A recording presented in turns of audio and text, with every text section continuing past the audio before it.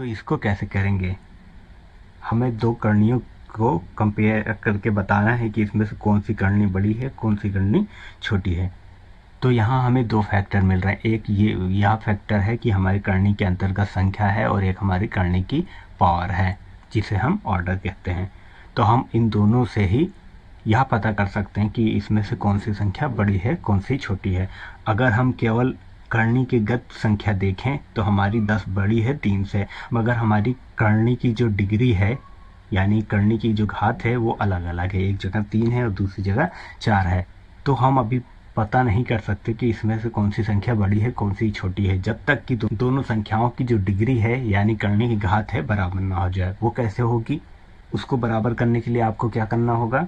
उसके लिए आपको ये जो दोनों करणियों की घात दिख रही है, उनका लासा लेना होगा। तो घात है 3 और 4, इसका लासा लेंगे तो 12 आएगा, आपको पता है, ठीक है। तो अब हमें जो करनी की घात है उसको 12 बनाना होगा। तो दोनों संख्याओं की करनी की घात 12 बनाने के लिए हमें क्या करना होगा, ये लिखते हैं। √3 पावर 3 और दूसरी संख्या है √10, ठीक है। आपको दिख रहा है कि मैं इसको 12 बनाने के लिए अगर मैं इसको 4 से मल्टीप्लाई कर दूं तो ये 12 बन जाएगी, और इसको 3 से कर दूं तो ये 12 बन जाएगी।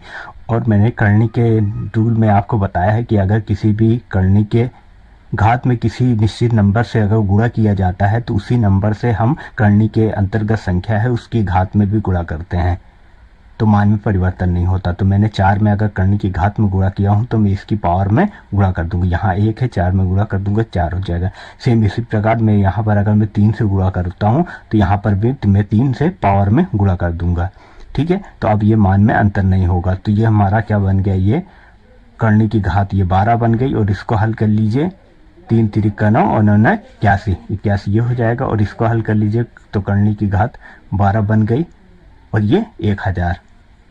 तो जब हमारी दोनों संख्याओं की करनी की घात बराबर होती है तो हम कंपेयर करने के लिए केवल करणीगत संख्या देखेंगे। तो अब हम आसानी से 81 और 1000 को देख के बता सकते हैं कि कौन सी संख्या बड़ी है। तो 1000 हमारी बड़ी है, तो यहाँ क्लियर है कि ये संख्या बड़ी है।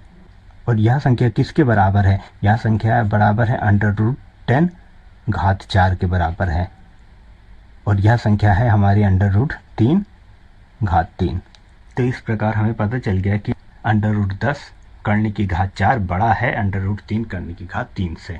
अगला प्रश्न, √1 करनी की घात 3 और √a की घात 3 में कौन सी संख्या बड़ी है? तो यहाँ हमें दिख रहा है कि करनी की घात एक जगह 3 है और दूसरी जगह 2 है। तो इसका लासा लेंगे तो 6 आएगा। तो हमें दोनों जगह करनी की घात जो होगी वो 6 बनानी होगी।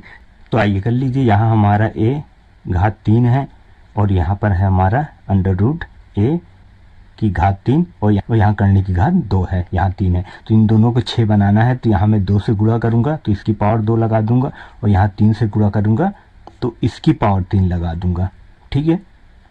अब ये मेरा बन जाएगा √a² करनी की घात 6, और ये मेरा बन जाएगा ये घातांक के नियम से किसी घातांक संख्या की घात है तो हमारी घातें आपस में गुणा हो जाएंगी। तो 3 से 3 का गुणा करेंगे तो क्या आएगा, 9 हो जाएगा। तो a की पावर 9 ये आ गया, और यहाँ करनी की घात 6।